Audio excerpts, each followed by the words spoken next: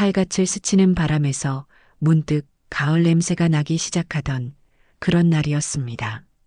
창문으로 들어오는 햇살이 어찌나 곱던지 집에만 있기에는 조금 아까운 날씨였어요. 마침 냉장고에 만들어둔 밑반찬도 넉넉했겠다. 아들 녀석 집에나 한번 들러볼까 하는 마음이 절로 들었지요. 인생 풍경 구독자분들은 싫어하시겠지만 저는 전화를 미리 하고 가는 성미는 못 됩니다. 내 아들 집에 내 며느리 얼굴 보러 가는데 무슨 예고가 필요하겠어요. 정성껏 만든 멸치볶음이랑 장조림을 통에 담고 겉절이도 한 포기 버무려 챙겨 들고 집을 나섰습니다. 아들 태수가 사는 아파트는 우리 집에서 버스로 4정거장 정도 거리라 마음만 먹으면 언제든 갈 수 있었지요. 녀석이 결혼할 때 제가 평생 모은 쌈짓돈을 탈탈 털어 보태준 집이었습니다. 그래서인지 그 아파트 단지로 들어서는 발걸음은 언제나 제 집 마당을 걷는 것처럼 편안하고 또 뿌듯했답니다. 현관 비밀번호를 누르고 문을 열자 익숙한 된장찌개 냄새가 코끝을 훅 스쳤어요. 그런데 그 구수한 냄새가 어쩐지 반갑지만은 않았습니다. 오늘은 제 하나뿐인 며느리 김하은의 생일이었으니까요. 어머니 오셨어요? 부엌에서 가장 먼저 저를 발견한 것은 하은이었습니다. 아이는 화들짝 놀란 얼굴로 저를 돌아보는데 그 모습이 어딘가 위태로워 보였어요. 앞치마를 두른 채 국자를 들고 있는 모습은 영락없는 아침 식사 준비 중이었지요. 자기 생일날 남편에게 줄 아침상을 직접 차리고 있는 며느리가 세상에 또 어디 있을까요? 제 속에서 무언가 울컥하고 치밀었지만 애써 웃으며 아이의 어깨를 다독였습니다. 하은아, 생일 축하한다. 이건 내가 만든 반찬. 이따 같이 먹자. 아이고, 뭘 이런 걸 다. 그냥 오셔도 되는데. 하은이는 늘 그렇게 말끝을 흐리며 옅게 웃었습니다. 그 웃음이 어쩐지 슬퍼 보인다고 느낀 것이 비단 오늘뿐만은 아니었지요. 그때 안방에서 느지막이 태수 녀석이 어슬렁어슬렁 걸어 나왔습니다. 까치집을 한 머리로 소파에 몸부터 던진 놈은 저를 보고도 인사 한번 제대로 하는 법이 없어요. 엄마, 여긴 어쩐 일이야? 온다고 말도 없이. 내 아들 집에 오는데 허락받고 와야 하니? 그리고 너는 애미를 봤으면 일어나서 인사를 해야지. 제 타박의 녀석은 마지못해 몸을 일으키며 중얼거렸습니다. 아, 일어났잖아. 아침부터 무슨 잔소리야. 그러고는 부엌 쪽을 향해 소리쳤지요. 김하은, 뭐해, 어머니 오셨는데. 물 한 잔 안 내오고. 그리고 밥은 다 됐어? 배고파 죽겠네. 하은이는 국자를 내려놓고 냉장고에서 찬물을 꺼내 제 앞에 놓았습니다. 그리고는 다시 종종 걸음으로 부엌으로 향했지요. 그 뒷모습을 보는데 제 명치 끝이 이유 없이 답답해져 왔습니다. 아침상이 차려지고 우리는 식탁에 마주 앉았습니다.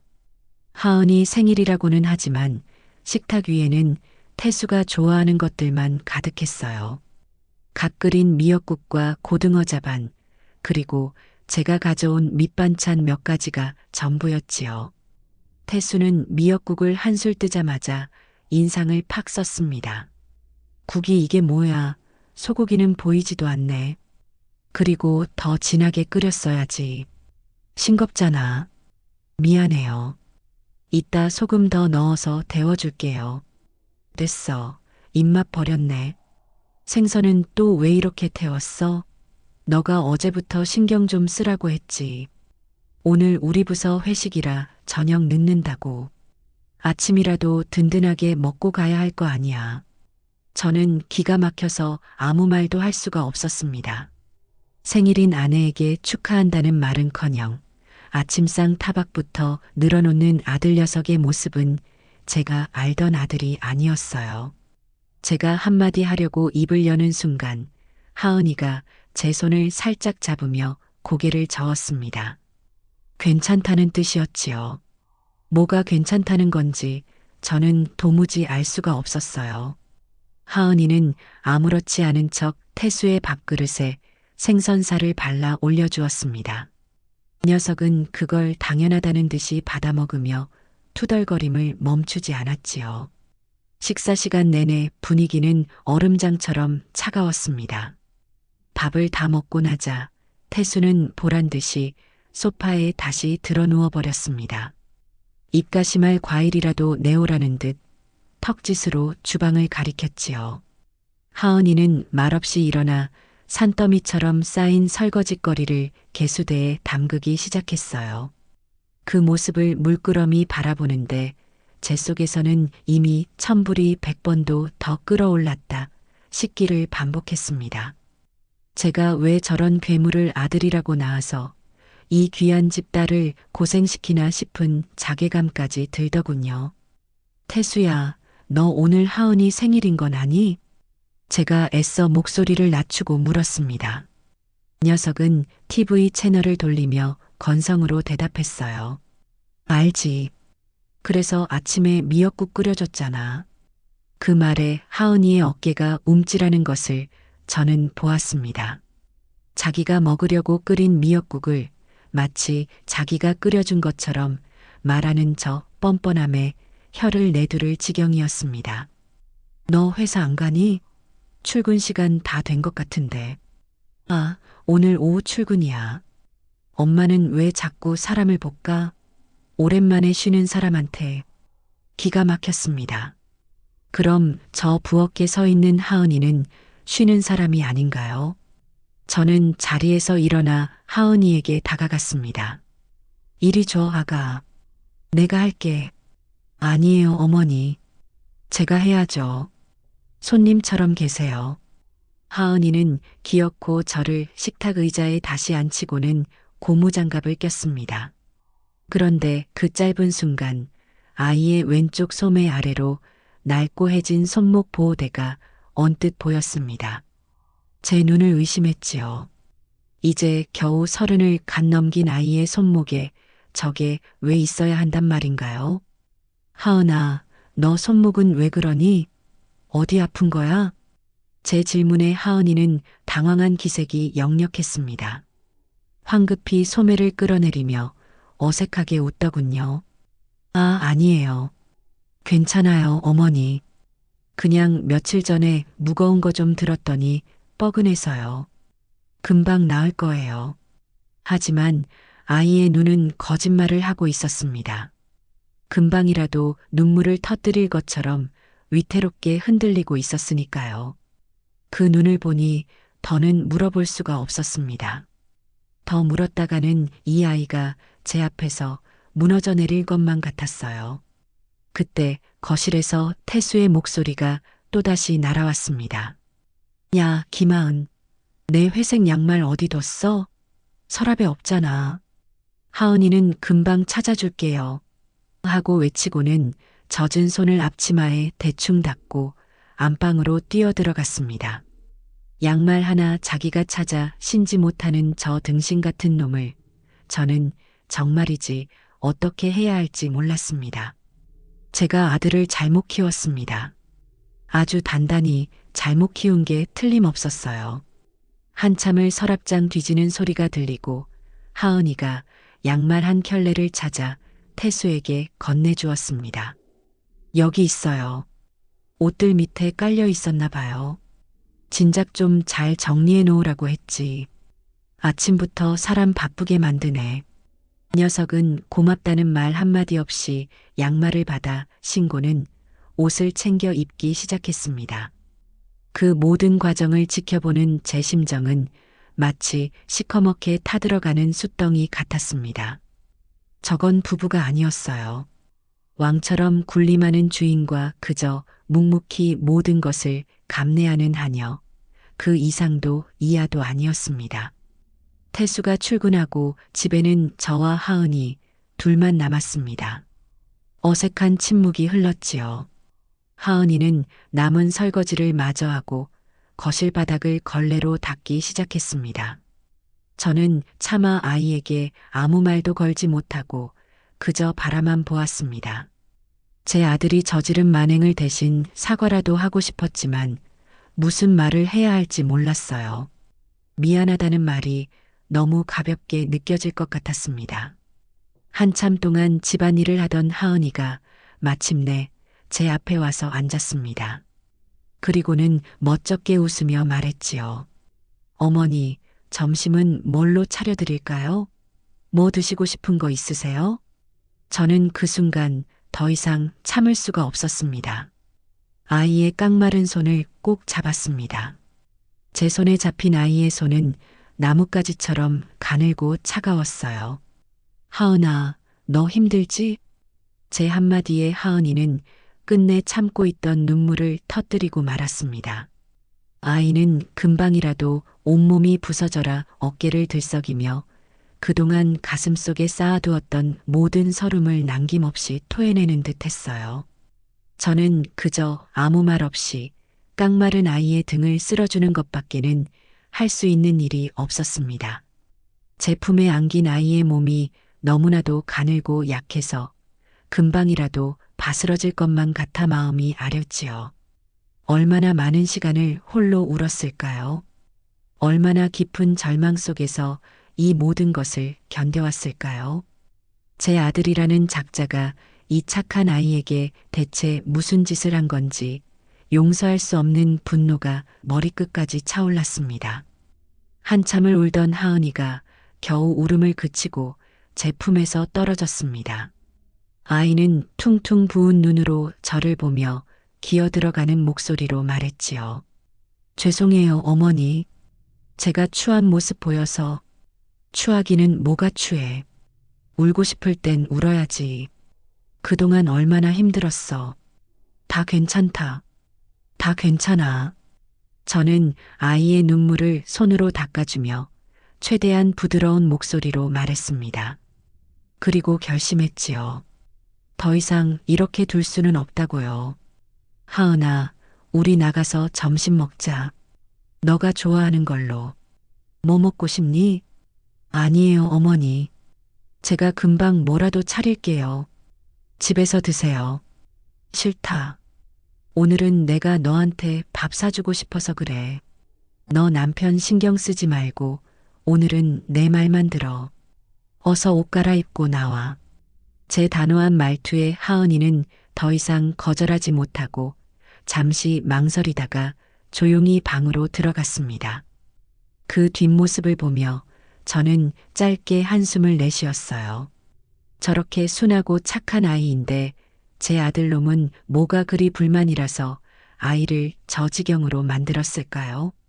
잠시 후 하은이는 옅은 화장기만 있는 수수한 얼굴로 방에서 나왔습니다. 저는 아이의 손을 잡고 집을 나섰지요.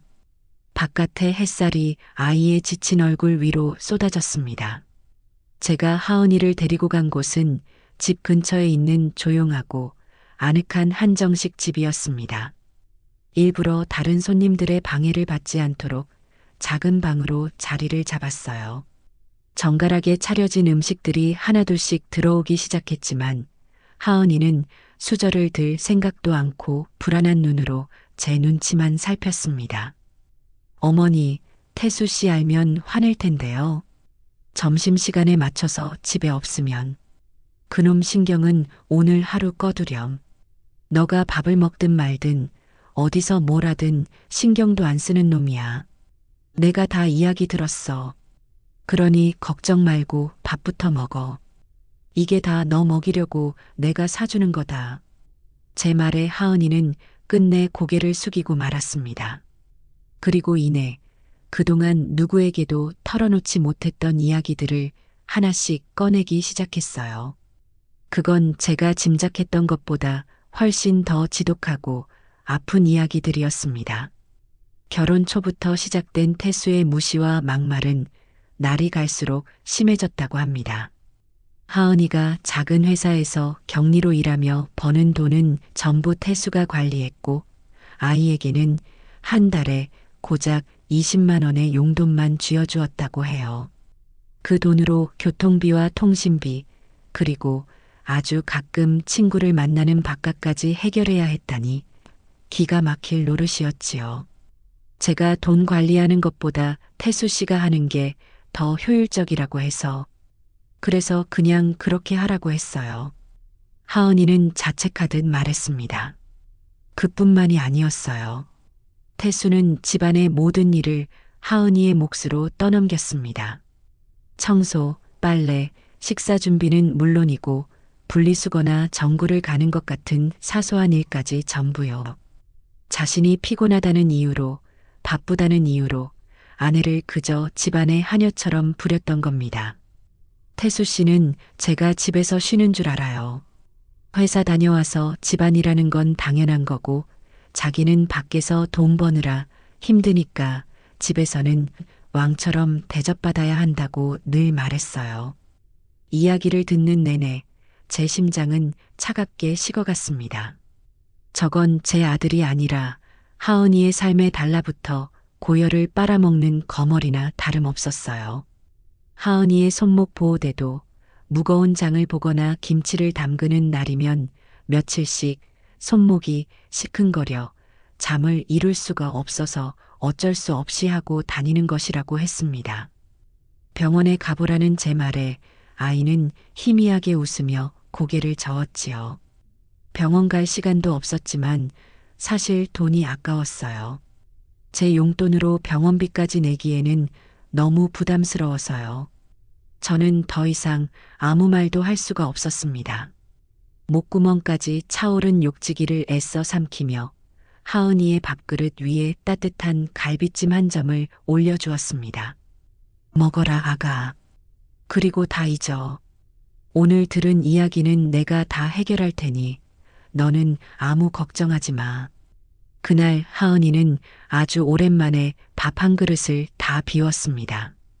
밥을 먹는 내내 아이는 몇 번이나 눈물을 훔쳤지만 저는 애써 모른 척 해주었어요.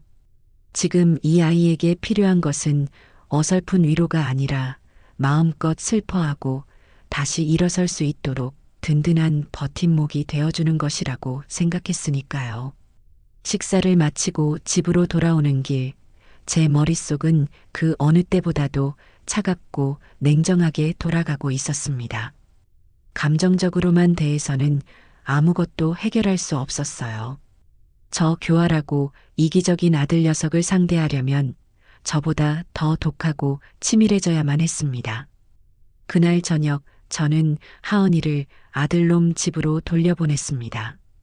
불안해하는 아이에게는 아무 일도 없을 테니 걱정 말라고 평소처럼 행동하라고 신신당부했지요.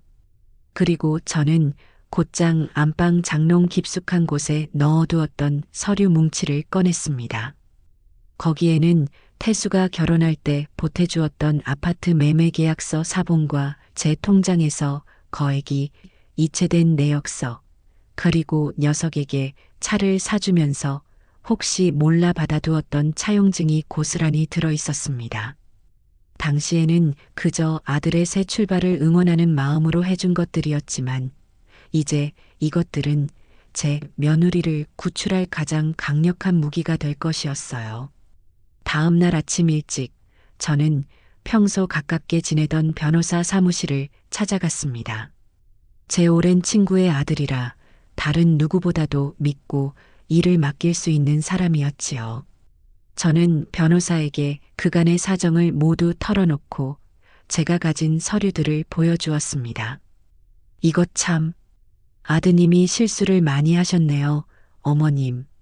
서류를 꼼꼼히 검토한 변호사는 혀를 차며 말했습니다.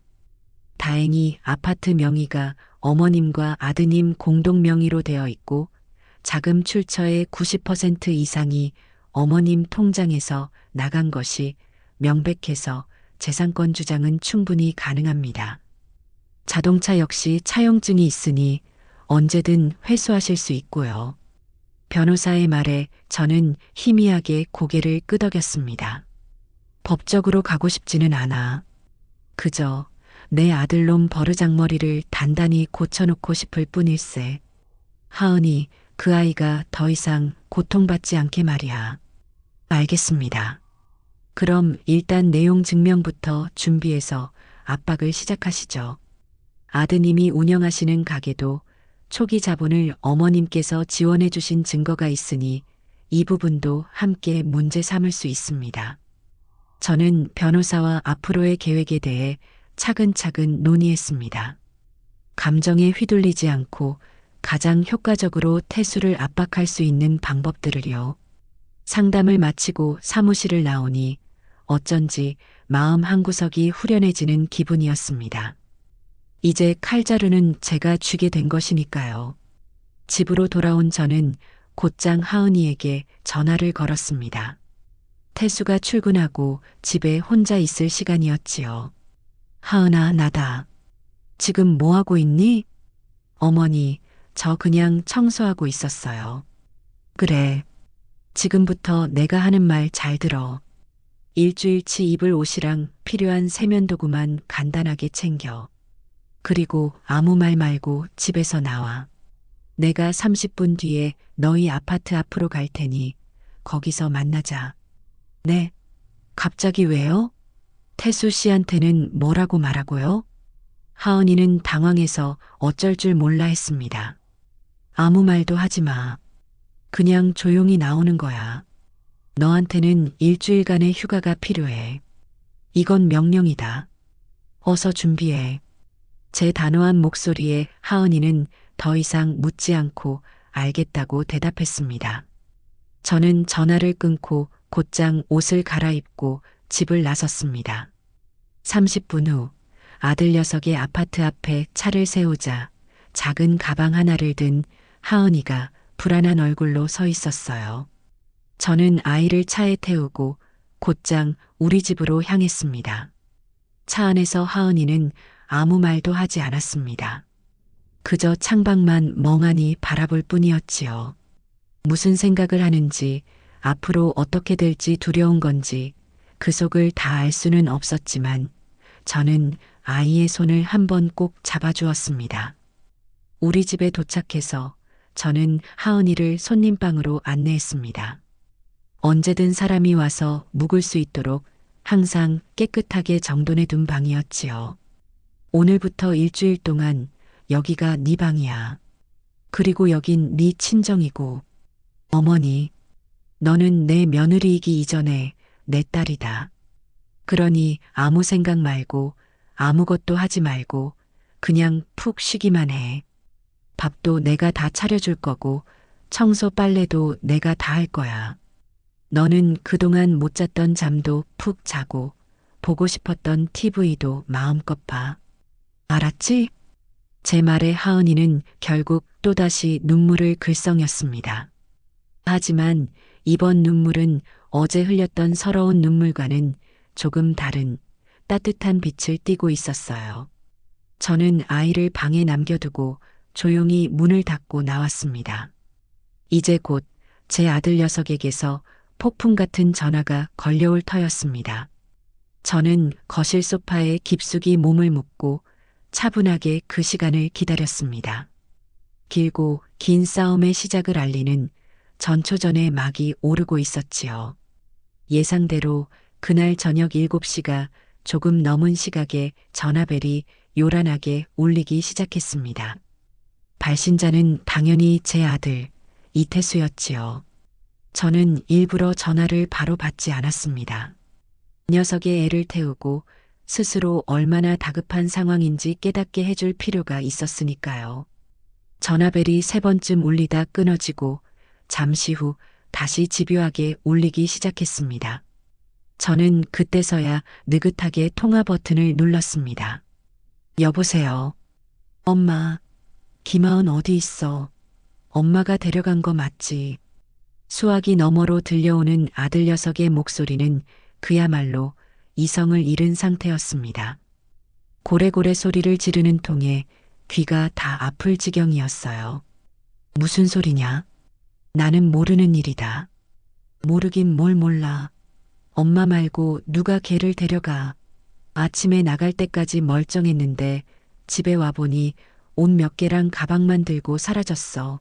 전화기도 꺼져 있고 당장 김하은 안 바꿔줘.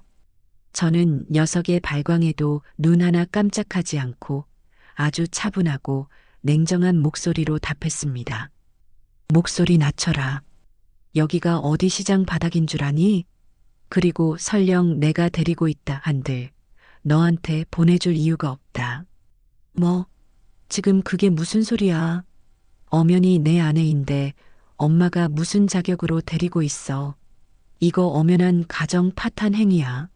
당장 보내지 않으면 나도 가만히 안 있을 거야. 가정 파탄? 그 말을 지금 네 입으로 뱉는 거니? 집에서 아내를 하녀처럼 부려먹고 생일상 한번 제대로 차려준 적 없는 놈이 네 마누라 찾기 전에 너 자신부터 좀 찾아봐라. 너가 지금 사람 구실을 제대로 하고 있는지부터 말이야. 제 말에 녀석은 잠시 할 말을 잃은 듯 했습니다. 하지만 이내 더 큰 소리로 악을 쓰기 시작했지요. 엄마가 우리 부부 사이에 대해서 뭘 안다고 함부로 말해. 우리가 어떻게 살든 엄마가 상관할 일이 아니잖아. 빨리 김하은 받고 내가 직접 얘기할 테니까. 하은이는 지금 너랑 통화하고 싶은 마음이 없다. 그리고 앞으로 일주일 동안은 내가 무슨 수를 써서라도 너랑 마주치게 할 생각 추호도 없으니 그런 줄 알아라. 저녁밥은 알아서 차려 먹든지 시켜 먹든지 하고. 이만 끊는다. 저는 제 말만 하고는 그대로 전화를 끊어버렸습니다. 곧바로 전화기가 다시 울렸지만 저는 전원을 아예 꺼버렸지요. 거실까지 새어나온 고함 소리에 방 안에 있던 하은이가 걱정스러운 얼굴로 빼꼼히 고개를 내밀었습니다. 어머니, 괜찮으세요? 태수 씨 많이 화났죠? 괜찮다. 저놈이 화를 내든 말든 이제 우리가 신경 쓸 일이 아니야. 저녁 먹자. 내가 너 좋아하는 걸로 닭볶음탕 해놨어. 저는 아무렇지 않은 척 하은이를 식탁으로 이끌었습니다. 하지만 속으로는 칼을 갈고 있었지요. 전화로 소리나 지르는 저 하찮은 놈에게 진짜 공포가 무엇인지 제대로 보여줘야겠다고 다짐했습니다. 다음 날 저는 아침 일찍부터 서둘렀습니다. 하은이에게는 친구 만나러 잠시 나갔다 오겠다고 둘러대고 차 키와 함께 작은 가방 하나를 챙겨 집을 나섰지요. 제 목적지는 바로 아들놈의 아파트 지하 주차장이었습니다. 태수가 출근했을 시간을 정확히 노렸습니다. 주차장은 한산했지요. 저는 예전에 받아두었던 보조키를 이용해 아주 익숙하게 녀석의 차 문을 열었습니다. 번쩍이는 검은색 세단. 이 차 역시 제가 녀석의 결혼 선물로 사준 것이었습니다. 어머니, 이 차만 있으면 거래처에 가서도 절대 꿀리지 않을 거예요. 라며 능글맞게 웃던 녀석의 얼굴이 떠올라 속에서 다시 한번 우라가 치밀었습니다. 운전석에 앉아 시동을 걸자 부드러운 엔진음이 지하 주차장을 낮게 울렸습니다. 저는 천천히 차를 몰아 출구 쪽으로 향했습니다. 그런데 그때 정말 영화처럼 출구 경사로를 막 내려오던 택시 한 대가 제 차 앞에서 멈춰 섰습니다. 그리고 그 택시 뒷문이 열리더니 잔뜩 인상을 쓴 태수 녀석이 내리는 게 아니겠어요. 아마도 회사에 중요한 물건을 놓고 와서 다시 돌아온 모양이었습니다. 녀석은 운전석에 앉아있는 저를 발견하고는 눈이 동그래졌다가 이내 화라산처럼 분노를 터뜨렸습니다. 엄마, 지금 뭐 하는 거야? 당장 그 차에서 내려. 녀석은 제 차 앞으로 달려와 보닛을 두 주먹으로 쾅쾅 내리치며 소리쳤습니다. 저는 창문도 열지 않고 그저 녀석을 차갑게 노려보았지요. 그리고는 아주 천천히 가속 페달을 살짝 밟았습니다. 차가 앞으로 스르륵 움직이자 녀석은 기겁하며 옆으로 비켜섰습니다. 저는 그 틈을 놓치지 않고 주차장을 유유히 빠져나왔습니다. 백미러를 통해 멍하니 서서 제 차가 멀어지는 것을 바라보는 녀석의 허망한 얼굴이 보였어요. 아주 통쾌한 순간이었습니다. 집으로 돌아오는 내내 제 휴대폰은 불이 나도록 울리고 진동했습니다. 이번에는 전화뿐만 아니라 차마 입에 담지 못할 험한 말들이 섞인 문자까지 쉴 새 없이 쏟아졌지요. 내 차 훔쳐가서 뭐 하려고. 당장 안 돌려놓으면 경찰에 신고할 거야. 엄마 진짜 미쳤어? 등등. 저는 그 모든 것들을 무시하고 우리 집 주차장에 태수의 차를 안전하게 주차시켰습니다. 집에 들어서자 하은이가 저를 맞았습니다. 어머니, 다녀오셨어요? 밖에 저 차는. 응.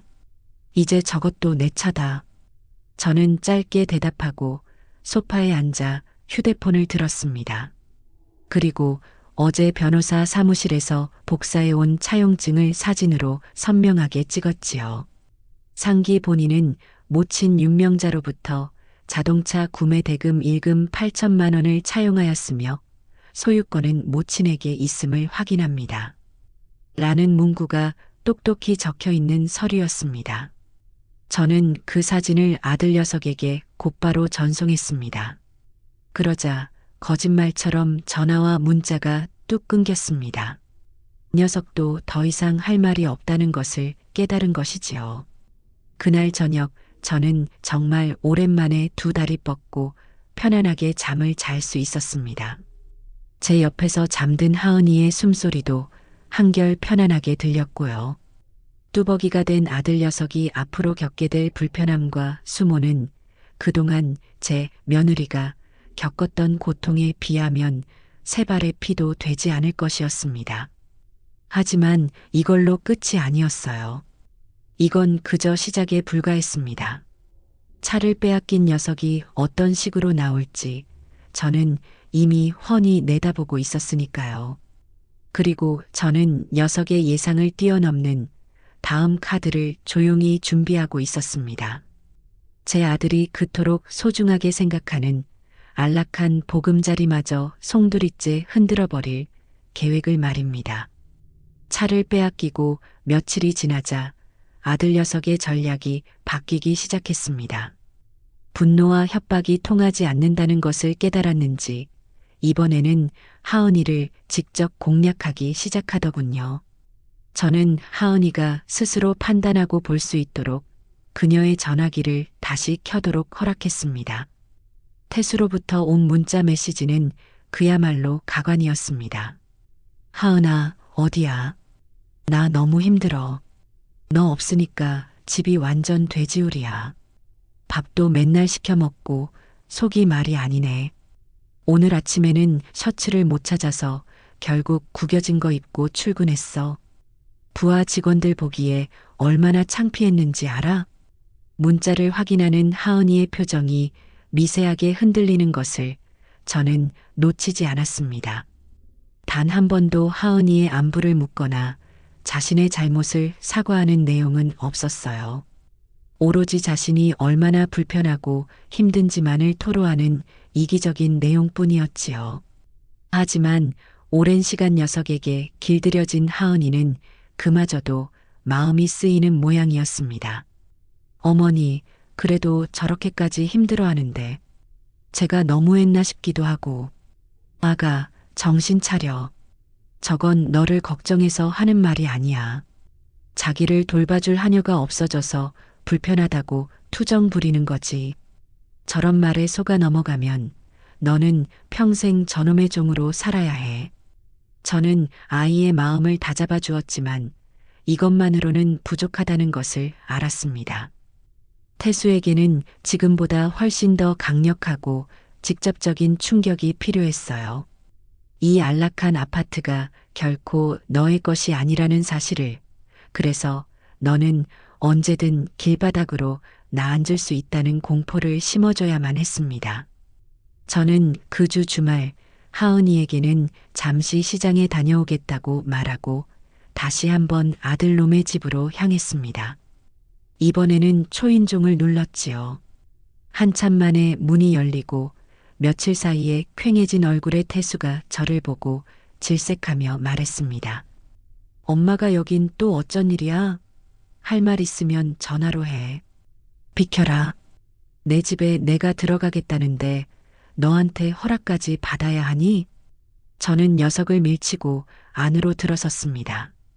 집안의 풍경은 녀석이 문자로 보낸 것보다 훨씬 더 처참했습니다. 현관에는 각종 배달음식 용기들이 산처럼 쌓여 있었고 거실 바닥에는 벗어 던진 옷가지와 과자 봉지들이 뒹굴고 있었지요. 주방 싱크대에는 곰팡이가 필 지경인 그릇들이 가득했습니다. 저는 그 광경을 둘러보며 혀를 찼습니다. 이게 사람이 사는 집이니 돼지우리니? 너 하은이 없이 단 며칠도 이렇게 엉망으로 살면서 뭐가 그렇게 잘났다고 큰 소리를 쳤어? 됐고, 용건만 말해. 하은이 데려오려고 온 거면 그냥 돌아가. 착각하지 마라. 오늘은 너를 보러 온 게 아니니까. 내 집이 잘 있나 확인하러 온 거다. 저는 가방에서 주섬주섬 서류 몇 장을 꺼내 녀석의 얼굴 앞에 흔들어 보였습니다. 바로 그 아파트의 등기부등본과 제 통장에서 집값의 대부분이 빠져나간 금융거래 확인서였지요. 이 집, 너랑 내 공동 명의로 되어 있는 건 알지? 그리고 집값의 9할은 내 통장에서 나갔어. 법적으로 따지면 이 집의 90%는 내 거라는 소리야. 너한테는 잠시 살라고 빌려준 것뿐이고. 태수의 얼굴이 하얗게 질리기 시작했습니다. 그게 무슨 소리야? 엄마가 나 결혼할 때 사준 거잖아. 사준 게 아니라 빌려준 거라고 정정해야지. 그런데 너가 며느리한테 하는 꼴을 보니 더 이상 이 집에 살 자격이 없는 것 같구나. 조만간 이 집 부동산에 내놓을 테니 너는 슬슬 이사 갈 준비나 해라. 네 능력에 맞는 작은 월세방으로 말이야. 그제야 태수는 상황의 심각성을 깨달은 모양이었습니다. 녀석의 눈동자가 공포로 흔들리는 것이 똑똑히 보였어요. 자동차는 없어도 그만이지만 이 안락한 집까지 빼앗긴다는 것은 녀석에게 상상도 할 수 없는 일이었을 겁니다. 엄마, 제발 잘못했어. 내가 다 잘못했어. 집만은 안 돼. 네 잘못은 나한테 빌 게 아니라 하은이한테 빌어야지. 하지만 이미 늦었다. 나는 너 같은 놈을 더 이상 내 아들이라고 생각하고 싶지 않아. 저는 제 말만 남기고 뒤돌아 집을 나섰습니다. 등 뒤로 녀석의 절규에 가까운 목소리가 들려왔지만 저는 단 한 번도 돌아보지 않았습니다. 그날 밤 결국 태수는 제 집으로 찾아왔습니다. 초인종 소리에 문을 열어보니 녀석은 엉망인 행색으로 서 있었지요. 그리고 저와 제 뒤에 서 있는 하은이를 보자마자 그 자리에 털썩 무릎을 꿇었습니다. 하은아, 여보. 내가 잘못했어. 정말 미안해. 다시는 안 그럴게. 제발 나 한 번만 용서해줘. 녀석은 눈물 콧물을 쏟아내며 하은이의 바짓가랑이라도 붙잡을 듯 애원했습니다. 그 모습이 얼마나 진심인지는 알 수 없었지만 하은이는 당황하며 어쩔 줄 몰라 했지요. 아이의 마음이 또다시 약해지는 것이 보였습니다. 저는 차갑게 말했습니다. 일어나라. 남자가 구차하게 무릎은 왜 꿇어. 네가 정말 잘못했다고 생각한다면 말로만 할 게 아니라 행동으로 보여야지. 저는 미리 준비해 두었던 서류 한 장을 녀석에게 내밀었습니다. 변호사의 자문을 받아 작성한 부부생활 수칙 및 서약서였지요. 거기에는 앞으로 서로를 존칭으로 부를 것, 모든 가사는 동등하게 분담할 것, 월급은 합쳐서 공동으로 관리할 것, 어떠한 경우에도 막말이나 무시하는 발언을 하지 않을 것 등의 조항들이 아주 상세하게 적혀 있었습니다. 그리고 마지막에는 위 사항을 어길 시 아내 김하은이 요구하는 모든 재산 분할 및 위자료 지급에 동의하며 이혼의 귀책 사유가 있음을 인정한다는 무시무시한 문구까지 포함되어 있었지요. 이거 꼭 이렇게까지 해야 해? 태수는 서약서를 읽어보더니 울상을 지었습니다. 하기 싫으면 안 해도 된다. 그럼 이대로 우리는 남남이 되는 거고 너는 저 돼지우리에서 평생 혼자 살면 돼. 선택은 너가 하는 거야. 결국 태수는 제 말을 따를 수밖에 없었습니다. 녀석은 떨리는 손으로 서약서에 이름을 쓰고 지장을 찍었습니다. 저는 그걸로도 모자라 다음 날 아침 일찍 녀석과 하은이를 데리고 공증 사무실까지 찾아갔습니다. 변호사 앞에서 서약서가 법적인 효력을 갖는 문서임을 확인받고 나서야 제 마음이 조금은 놓였습니다. 어머니, 정말 고맙습니다. 그리고 죄송해요. 저 때문에 너무 애쓰셔서. 집으로 돌아온 하은이는 제 손을 잡고 말했습니다. 죄송할 거 없어. 다 저 못난 내 아들 녀석 때문인 것을.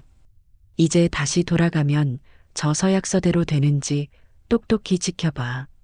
조금이라도 예전 버릇이 나오려고 하면 주저하지 말고 이 서약서를 놈의 얼굴에 던져버려. 그리고 언제든 다시 이 집으로 돌아와.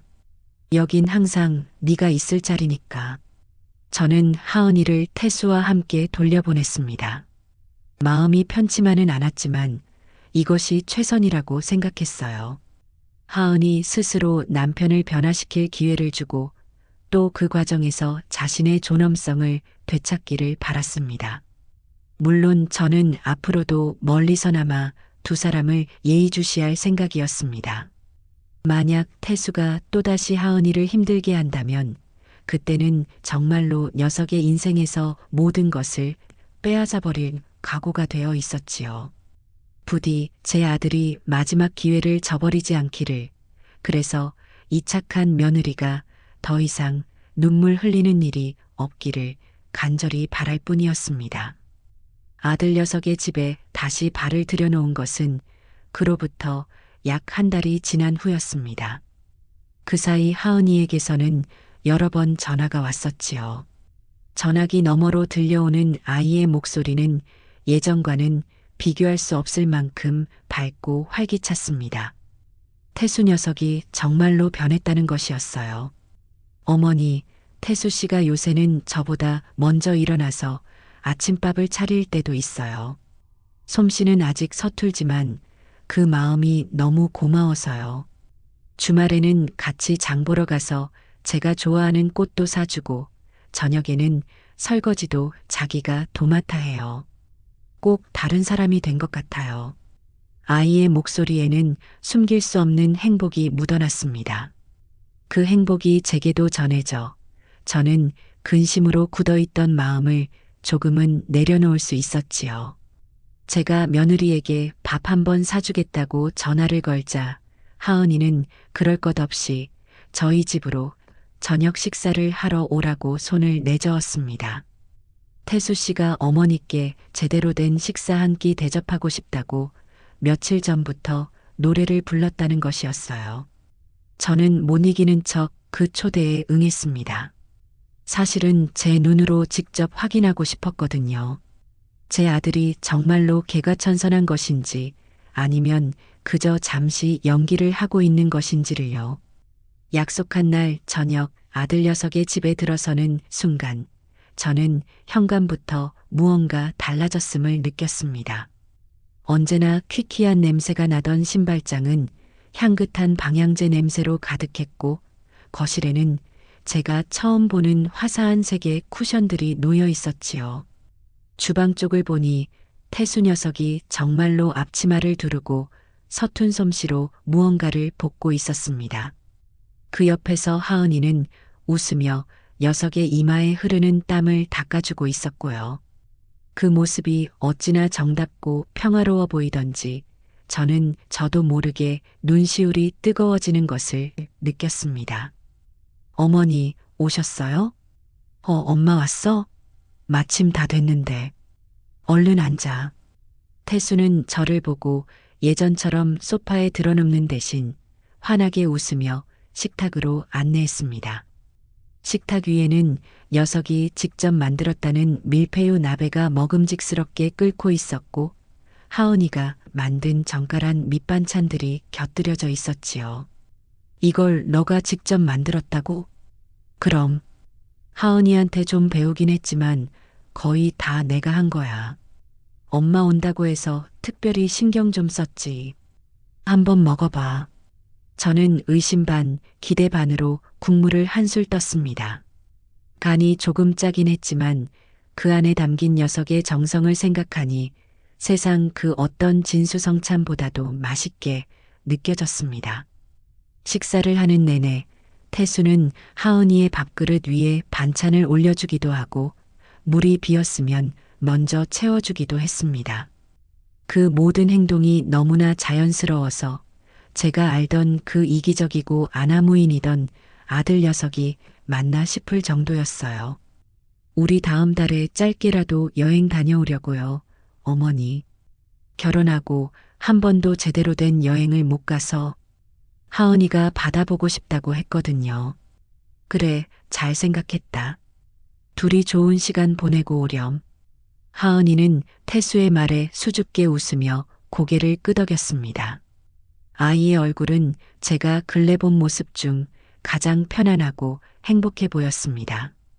식사를 마치고 거실에 앉아 과일을 먹는데 태수가 문득 진지한 얼굴로 제게 말했습니다.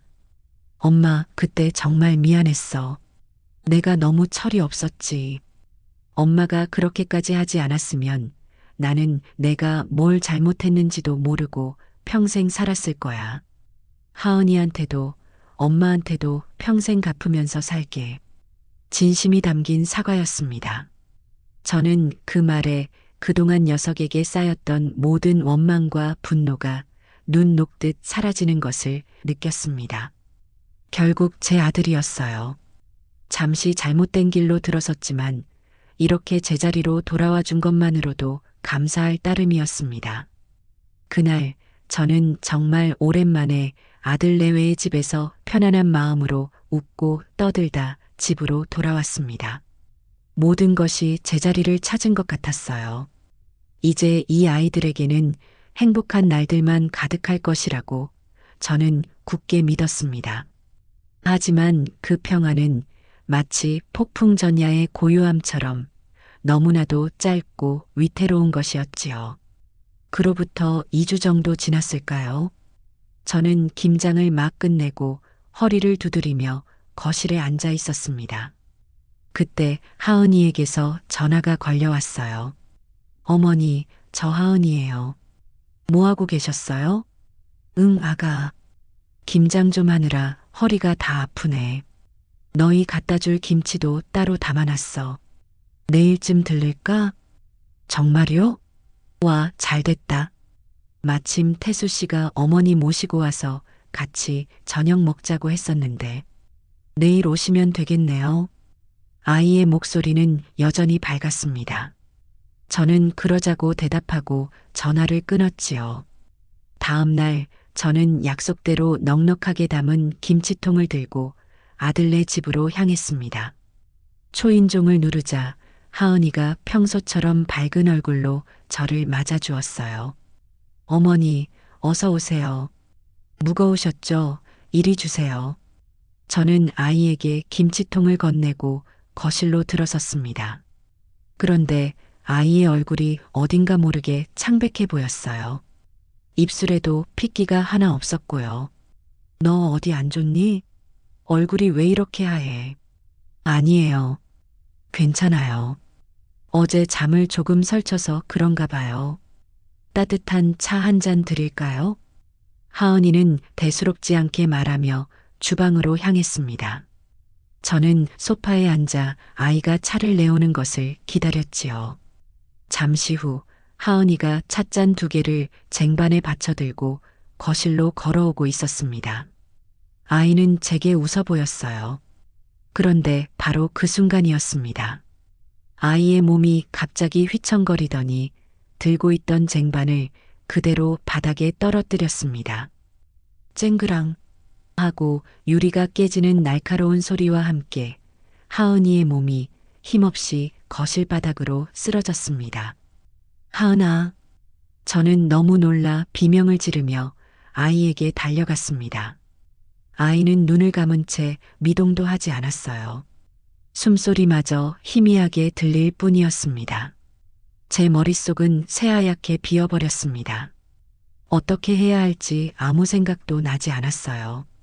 저는 정신없이 119에 전화를 걸고 떨리는 손으로 아이의 어깨를 흔들며 애타게 이름을 불렀습니다. 곧이어 구급대원들이 도착했고 하은이는 들것에 실려 병원 응급실로 옮겨졌습니다.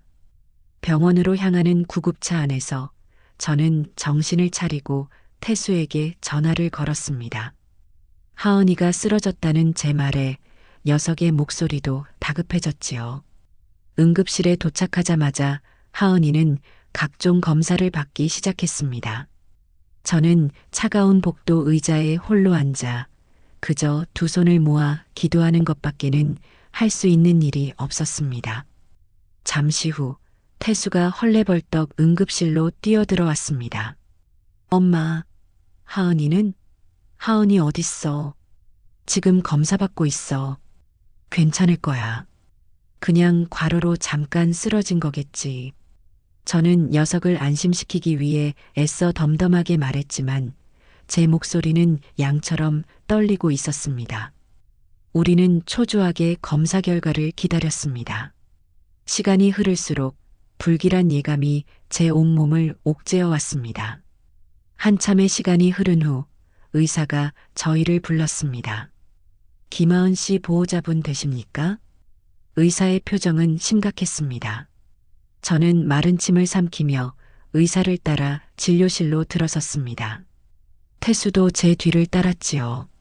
의사는 여러 장의 의무 기록지와 CT 사진을 번갈아 보며 어렵게 입을 열었습니다.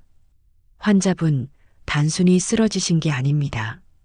정밀 검사를 더 해봐야 정확히 알겠지만 현재로서는 급성 골수성 백혈병, 즉 혈액암이 강하게 의심되는 상황입니다.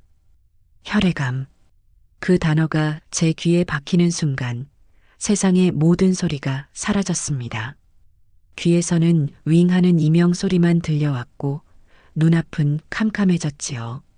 제가 잘못 들은 것이라고, 이건 악몽이라고 생각하고 싶었습니다. 하지만 의사의 무겁고 진지한 표정은 그것이 냉혹한 현실임을 말해주고 있었어요. 네, 그게 무슨 말씀이세요, 선생님? 암이라니요. 그럴 리가 없어요. 그냥 요즘 좀 피곤해했을 뿐인데.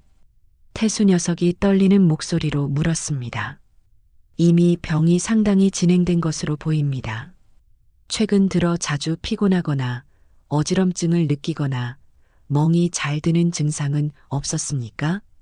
의사의 말에 제 심장이 쿵 하고 바닥으로 떨어지는 것 같았습니다. 하은이가 유난히 피곤해하고 얼굴이 창백했던 것이 모두 병의 신호였던 겁니다. 하지만 저는 그저 시집살이가 고달퍼서 그런 것이라고만 생각했어요. 손목이 아프다고 했을 때 큰 병원에 한번 데려가 볼 것을, 얼굴이 안 좋다고 했을 때 보약이라도 한 제 지어 먹일 것을, 뒤늦은 후회가 파도처럼 밀려와 제 가슴을 후려쳤습니다.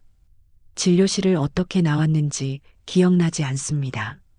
정신을 차렸을 때 저는 하은이가 누워있는 병실 침대 옆에 멍하니 서 있었습니다. 아이는 아직 의식을 찾지 못한 채 산소호흡기에 의지해 가쁜 숨을 내쉬고 있었지요. 그 가녀린 얼굴을 보자 저는 끝내 참았던 눈물을 터뜨리고 말았습니다. 이제 겨우 행복이 찾아오나 싶었는데 왜 하필 이 아이에게 이런 가혹한 시련이 닥친 것일까요? 하느님이 있다면 정말 원망스럽고 또 원망스러웠습니다.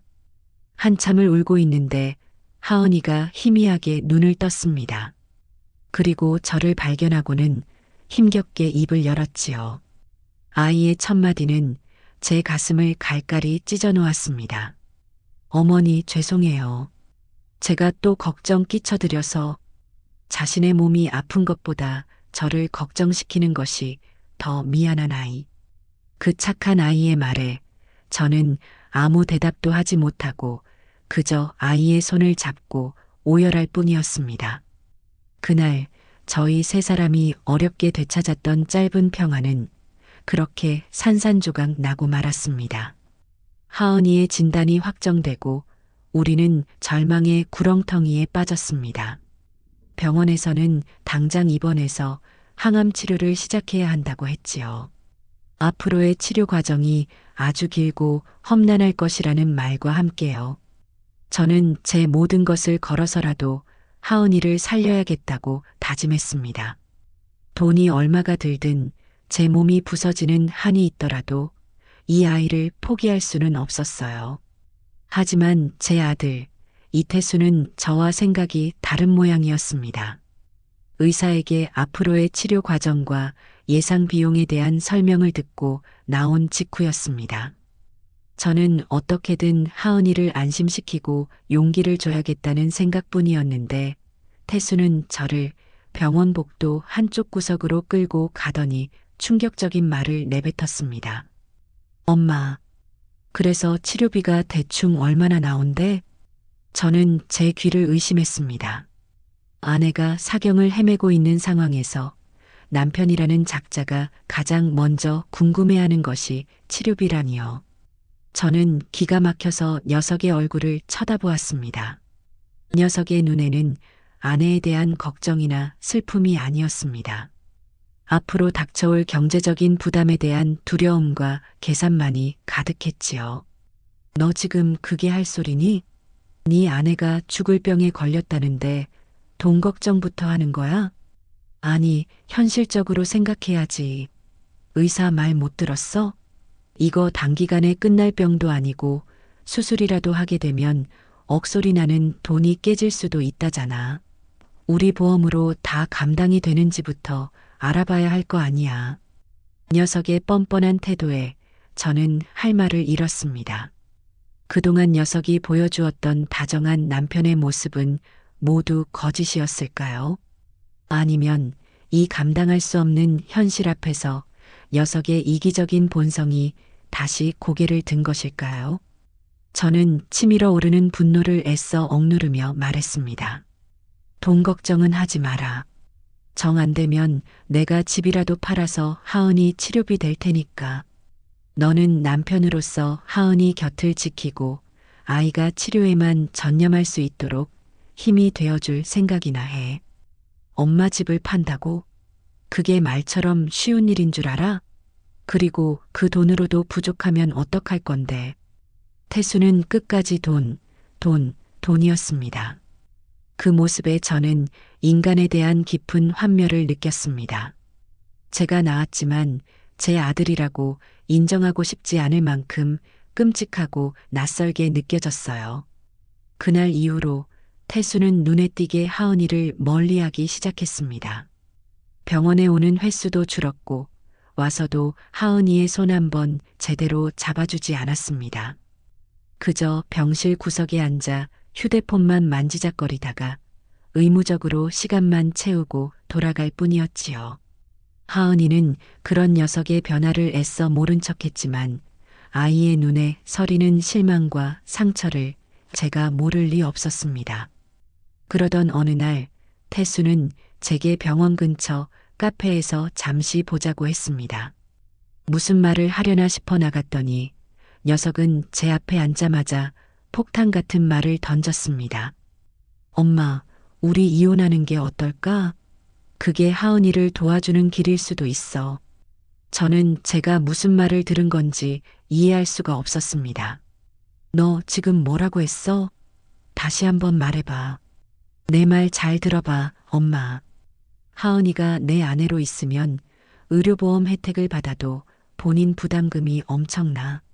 하지만 만약에 우리 둘이 이혼하고 하은이가 재산 없는 1인 가구가 되면 기초생활수급자나 차상위 계층으로 의료비 지원을 훨씬 더 많이 받을 수 있다고.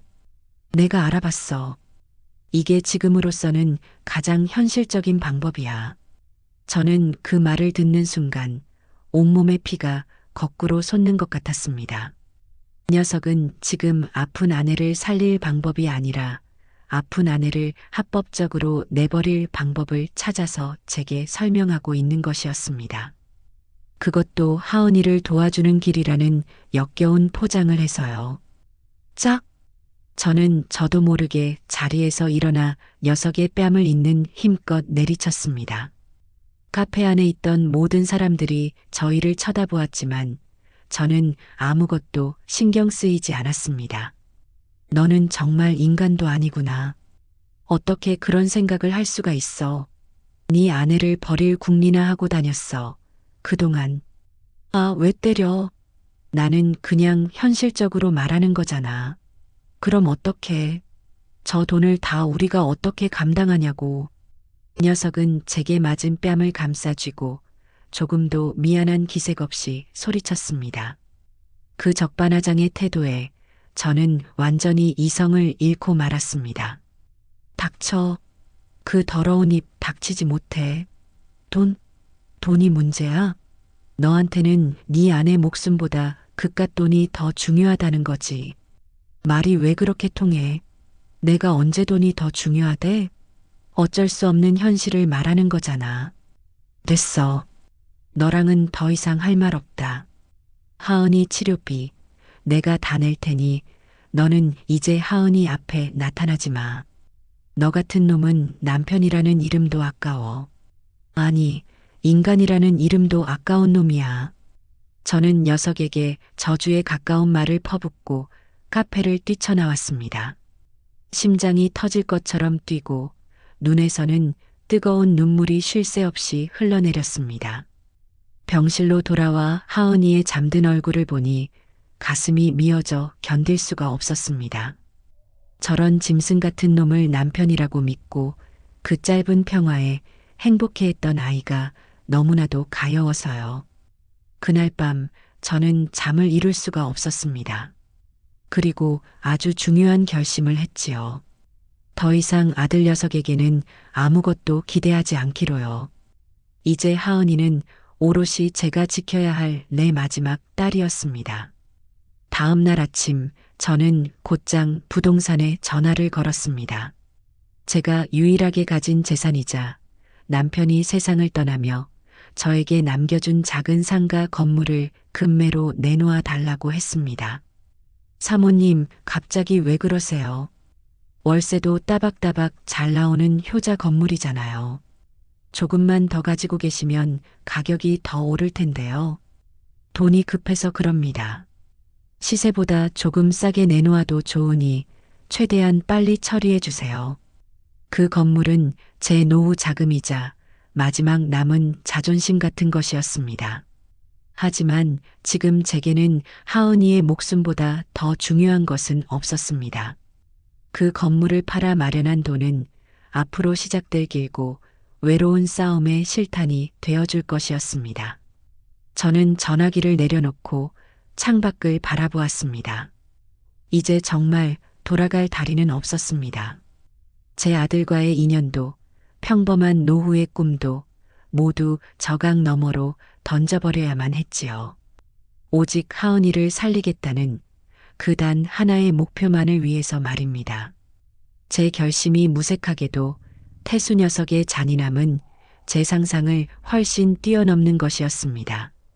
제가 상가 건물을 처분하고 하은이의 치료비와 병원비를 해결하느라 정신없는 며칠을 보내고 있을 때 사건은 터지고야 말았습니다. 그날은 하은이가 1차 항암 치료를 막 끝내고 극심한 고통과 구토 증세로 핏기 하나 없는 얼굴로 침대에 누워있던 날이었습니다. 저는 아이의 등을 쓸어주며 곁을 지키고 있었지요. 그때 병실 문을 노크하는 소리가 들렸고 정장을 입은 낯선 남자가 안으로 들어왔습니다. 김하은 씨 맞으십니까? 네, 그런데 누구시죠? 하은이는 힘겹게 고개를 들어 남자를 보았습니다. 남자는 들고 있던 서류 봉투를 하은이의 침대 위로 내밀었습니다. 법원에서 온 사람입니다. 여기 이혼 소장 접수되셨습니다. 이혼 소장.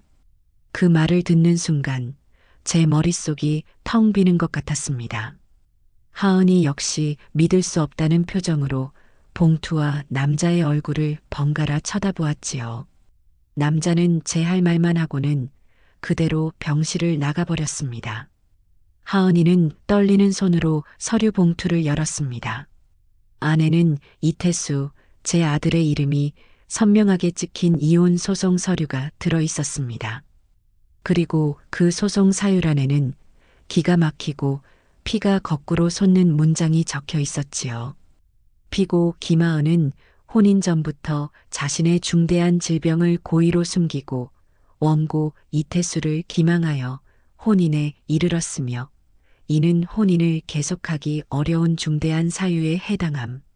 저는 그 글자를 읽는 순간 제 눈을 의심했습니다. 어떻게 사람이 이토록 파렴치하고 악랄할 수가 있을까요? 아내가 암에 걸리자 치료비를 걱정하던 것을 넘어 이제는 아내가 병을 숨기고 사기 결혼을 했다는 누명까지 씌워 이혼을 하겠다는 것이었습니다. 하은이는 그 서류를 손에 쥔 채 아무 말도 하지 못하고 그저 눈물만 뚝뚝 흘렸습니다. 항암 치료의 고통보다 더한 사람에게서 받은 배신감과 절망이 아이의 온몸을 무너뜨리고 있었습니다. 그 모습을 보는 제 가슴은 갈기갈기 찢어지는 것 같았어요. 하은아, 아가, 이거 아니야. 이건 사실이 아니잖아. 저는 아이의 손에서 소송 서류를 빼앗아 갈갈이 찢어버리고 싶었지만 그럴 수 없었습니다. 이것은 이미 현실이 되어버린 끔찍한 비수였으니까요. 그날 밤 하은이는 고열에 시달렸습니다. 정신적인 충격으로 인해 가뜩이나 약해져 있던 아이의 몸이 완전히 무너져 내린 것이지요. 저는 밤새도록 아이의 곁에서 물수건으로 열을 닦아주며 제 자신을 수없이 원망하고 또 저주했습니다. 내가 낳은 저 악마 같은 놈을 내 손으로 끝장내고 말겠다고 하은이의 고통을 몇십 배, 몇백 배로 돌려주겠다고 굳게 다짐했습니다. 다음 날 아침 저는 제정신이 아닌 상태로 변호사 사무실을 찾아갔습니다. 이성을 잃고 흥분하는 제게 변호사는 침착하게 상황을 정리해 주었습니다. 어머님, 진정하세요. 아드님이 제기한 이혼 사유는 명백한 거짓입니다. 혼인신고 날짜와 하은 양의 최초 진단 날짜만 비교해봐도 금방 탄로날 거짓말이에요. 오히려 이 상황은 우리에게 유리합니다.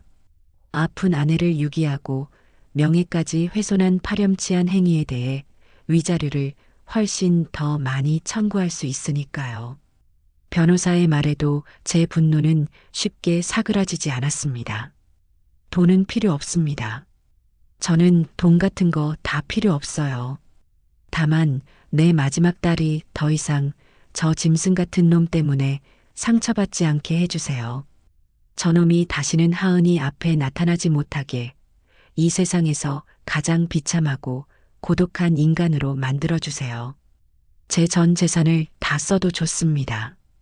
제발 그렇게만 해주세요. 저는 변호사 앞에서 무너지듯 오열하며 애원했습니다.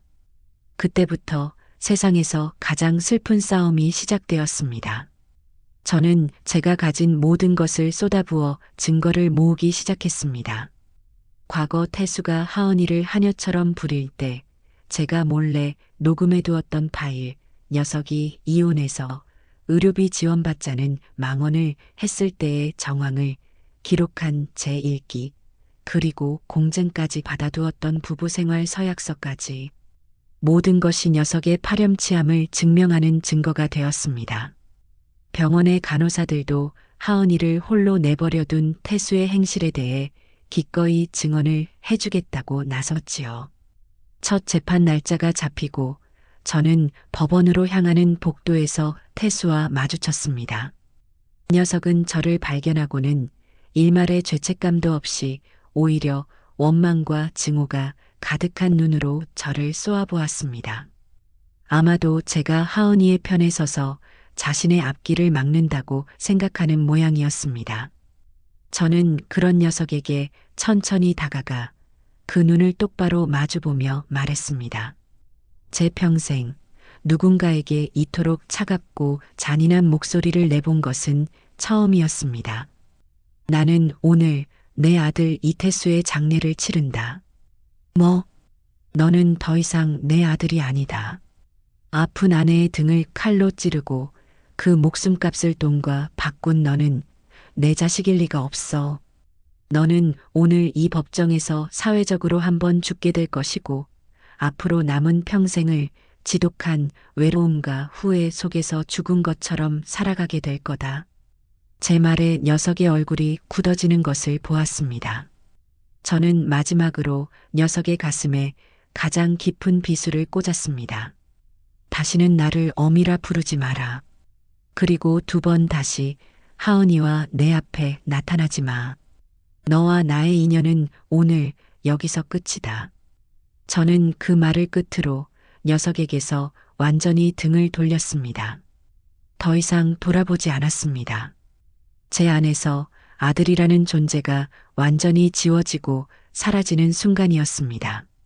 시원하지도 통쾌하지도 않았습니다.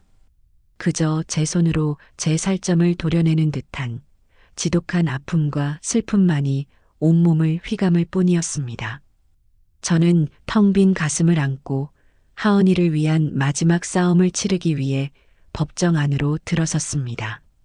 법정의 공기는 차갑고 건조했습니다. 저는 피고인석 구석에 초라하게 앉아있는 이태수, 저 작자를 애써 외면하며 굳어있는 허리를 꼿꼿이 세웠습니다. 하은이의 자리는 비어 있었지요. 오늘 아침에도 아이는 병상에서 일어나지 못했습니다. 그 가녀린 아이가 자신의 존엄을 지키기 위해 이 차가운 법정까지 와야 할 이유는 없었습니다. 아이의 싸움은 이제 온전히 저의 몫이었습니다.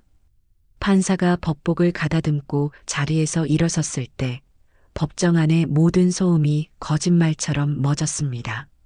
시간의 흐름마저 멈춘 듯한 그 정적 속에서 판사의 낮고 엄중한 목소리가 울려 퍼졌습니다. 판결을 선고하겠습니다. 저는 저도 모르게 마른 침을 삼켰습니다.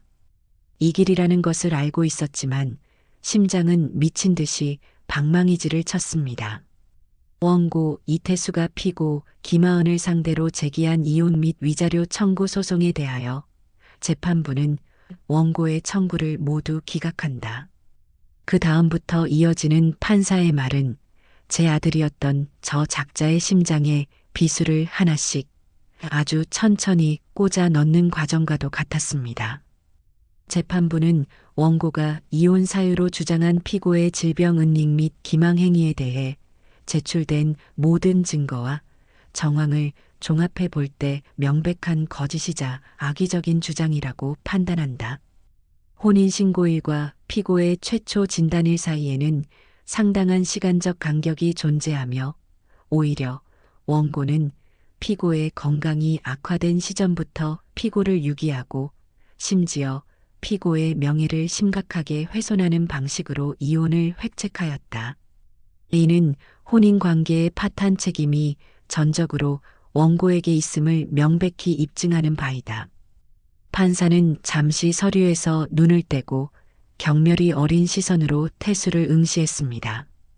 배우자가 질병으로 고통받을 때 그 곁을 지키고 함께 아픔을 나누는 것은 혼인의 가장 기본적인 의무이다. 원고는 그 의무를 저버렸을 뿐만 아니라 자신의 배우자를 경제적 부담으로 여기고 사회적으로 매장하려 시도했다.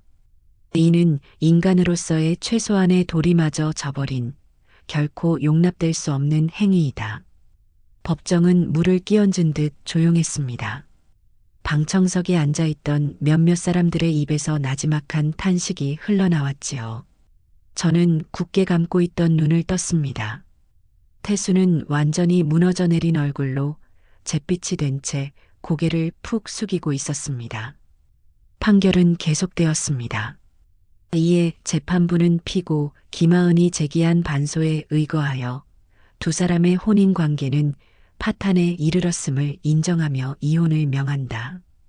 혼인 파탄의 주된 책임이 원고 이태수에게 있으므로 원고는 피고에게 위자료 일금 1억 원과 재산분할금 3억 원을 즉시 지급하라. 이상. 땅. 판결봉이 내리쳐지는 소리가 마치 저 사악한 영혼에게 내려진 사형 선고처럼 제 귀에 와서 박혔습니다. 모든 것이 끝났습니다. 재판이 끝나고 사람들이 하나둘씩 법정을 빠져나가는 동안에도 태수는 자리에서 일어나지 못했습니다. 변호사가 다가와 제게 수고하셨다고 우리가 이겼다고 말했지만 저는 그저 희미하게 고개를 끄덕일 뿐이었어요. 승리의 기쁨은 어디에도 없었습니다. 그저 지독한 허무함과 슬픔이 파도처럼 밀려와 제 온몸을 집어삼킬 것만 같았지요. 병원으로 돌아오는 차 안에서 저는 창밖의 풍경만 멍하니 바라보았습니다. 변호사가 무어라 말을 걸어왔지만 제대로 귀에 들어오지 않았습니다. 병실에 도착하자 하은이는 저를 보고 애써 몸을 일으키려 했습니다. 저는 아이의 어깨를 지그시 누르며 다시 눕혔습니다. 움직이지 마, 아가. 그냥 누워 있어. 어떻게 됐어요, 어머니? 아이의 목소리는 갈라져 있었습니다. 저는 아이의 손을 꼭 잡고 제 눈을 똑바로 바라보며 말해주었습니다. 우리가 이겼어, 하은아. 다 끝났어. 이제 그 사람은 2번 다시 너를 괴롭히지 못할 거야. 제 말에 하은이는 아무 대답 없이 그저 눈을 감았습니다. 그리고 잠시 후 아이의 감은 눈꺼풀 사이로 뜨거운 눈물 한 줄기가 베개를 적셨습니다. 기쁨의 눈물도 슬픔의 눈물도 아니었습니다. 그저 모든 것을 견뎌낸 자의 아주 길고 깊은 한숨 같은 눈물이었습니다. 우리는 한참 동안 아무 말도 하지 않았습니다. 법정에서의 승리가 병마와의 싸움 앞에서는 얼마나 작고 초라한 것인지를 우리 2사람은 아프게 깨닫고 있었으니까요. 그날 이후 병실은 저와 하은이의 온전한 세상이 되었습니다. 저는 집에도 거의 들어가지 않고 간이 침대에서 새우잠을 자며 아이의 곁을 지켰습니다. 아침에 눈을 뜨면 가장 먼저 하는 일은 아이의 체온을 재고 밤새 불편한 곳은 없었는지 확인하는 것이었지요. 아이는 입맛을 완전히 잃어 제가 쑤어간 죽조차 몇 숟가락 넘기지 못하는 날이 많았습니다. 그럴 때면 제 속은 새까맣게 타들어갔지만 아이 앞에서는 애써 밝은 표정을 지어야 했습니다. 우리 딸, 이것만 한 숟가락 더 먹자. 엄마가 어젯밤에 우리 하은이 기운내라고 인삼이랑 대추 듬뿍 넣고 정성껏 끓인 거야. 그러면 아이는 저를 봐서라도 힘겹게 입을 벌려 죽을 받아 넘기곤 했습니다. 아이의 식사를 돕고 젖은 수건으로 몸을 닦아주고 처방된 약을 챙겨 먹이는 것이 제 하루 일과의 전부가 되었습니다. 때로는 극심한 통증으로 아이가 밤새 잠 못 들고 끙끙 앓는 날도 있었습니다. 그럴 때면 저는 아이의 곁에 나란히 누워 뼈만 앙상하게 남은 등을 밤새도록 쓸어주었습니다. 진통제도 듣지 않는 고통 앞에서 제가 해줄 수 있는 것은 그것뿐이었습니다. 하지만 우리의 시간이 고통과 절망으로만 가득 찼던 것은 아닙니다. 우리는 남겨진 시간들을 최대한 소중하게 쓰기 위해 노력했어요. 날씨가 좋은 날이면 저는 휠체어를 밀고 병원 뜰을 산책했습니다. 하은이는 화단에 핀 작은 꽃들을 보며 아이처럼 좋아했지요. 엄마, 저 분홍색 꽃 너무 예쁘다. 꼭 아기 입술 같아. 그러게. 저 꽃 이름이 뭘까? 우리 하은이처럼 예쁘네. 나중에, 아주 나중에요. 제가 건강해지면 엄마랑 같이 꽃시장에 가고 싶어요. 그래서 엄마 닮은 한박꽃을 한아름 사서 선물할래요. 아이는 결코 이루어질 수 없는 약속을 마치 내일이라도 지킬 수 있는 것처럼 말하곤 했습니다. 저는 그 마음을 알기에 애써 목이 메는 것을 참고 밝게 대답했습니다. 그래, 그러자. 우리 딸이 사주는 꽃이면 세상에서 제일 향기로울 거야. 우리는 병실에서 낡은 흑백 영화를 보기도 했습니다. 하은이는 오드리 헵번이 나오는 로마의 휴일을 참 좋아했어요. 영화 속 공주가 평범한 하루의 자유를 만끽하는 모습을 보며 아이는 여러 번 웃고 또 울었습니다. 영화가 끝나고 아이는 제게 물었지요. 엄마는 다시 돌아가고 싶은 순간이 있어요? 저는 한참을 생각하다가 대답했습니다. 엄마는 너희 아빠랑 연애하던 시절도 좋았고 태수가 처음 태어났을 때도 좋았지만 지금 생각해보니 너를 처음 만난 날로 돌아가고 싶다. 네. 왜요?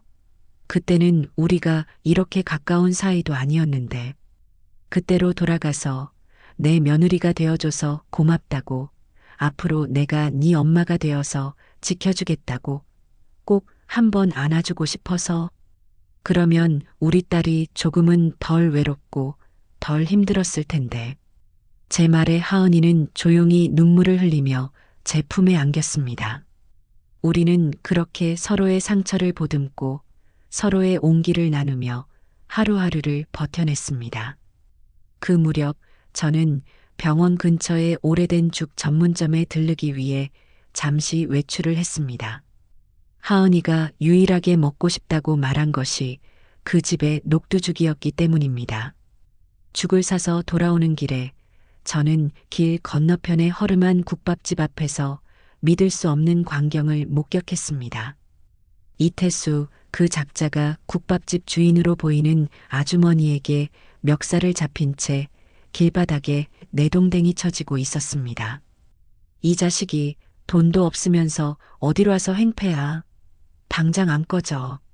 아주머니의 고함 소리와 함께 태수는 힘없이 바닥에 나뒹굴었습니다. 행색은 전보다 더욱 비참해져 있었습니다.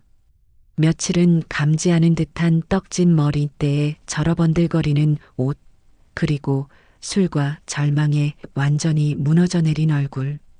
저는 저도 모르게 발걸음을 멈추고 그 자리에 얼어붙었습니다. 태수는 저를 발견하지 못한 채 바닥에 떨어진 1,000원짜리 몇 장을 허겁지겁 주워들고는 비틀거리며 골목 안으로 사라졌습니다. 저는 한참 동안이나 그가 사라진 골목을 멍하니 바라보았습니다. 제 아들이었던 남자의 마지막 모습은 저토록 처참하고 또 초라했습니다. 하지만 이상하게도 제 마음은 조금도 움직이지 않았습니다. 가엾지도 불쌍하지도 않았습니다. 그저 인과응보라는 네 글자만이 서늘하게 머릿속을 맴돌 뿐이었지요. 저는 품에 안은 따뜻한 녹두죽이 식을까 서둘러 병원으로 발걸음을 옮겼습니다. 제 세상은 이제 저 추악한 현실이 아니라 하은이가 기다리는 저 병실 안에만 존재했으니까요. 차가운 바람이 병실 창문을 스산하게 두드리던 늦가을의 어느 새벽이었습니다. 저는 간이 침대에서 얕은 잠에 빠져 있다. 희미하게 저를 부르는 소리에 눈을 떴습니다. 하은이었습니다. 아이는 평소보다 더욱 가쁘게 숨을 몰아쉬고 있었고 핏기 하나 없는 얼굴은 식은 땀으로 축축하게 젖어 있었습니다. 엄마, 나 너무 아파. 아이의 목소리는 거의 들리지 않을 만큼 작고 떨렸습니다. 저는 황급히 비상벨을 눌렀고 곧이어 의사와 간호사들이 병실로 뛰어들어왔습니다. 각종 기계음과 사람들의 분주한 발소리로 병실은 순식간에 아수라장이 되었습니다. 저는 그 광경을 그저 망연자실하게 바라볼 수밖에 없었지요. 응급처치가 끝나고 의사는 저를 조용히 복도로 불러냈습니다. 그리고는 아주 어렵게 하지만 단호하게 말했습니다. 어머님, 이제는 마음의 준비를 하셔야 할 것 같습니다. 환자분이 너무 힘들어하고 있습니다. 저희가 해드릴 수 있는 것은 남은 시간을 최대한 고통 없이 보내시게 하는 것뿐입니다.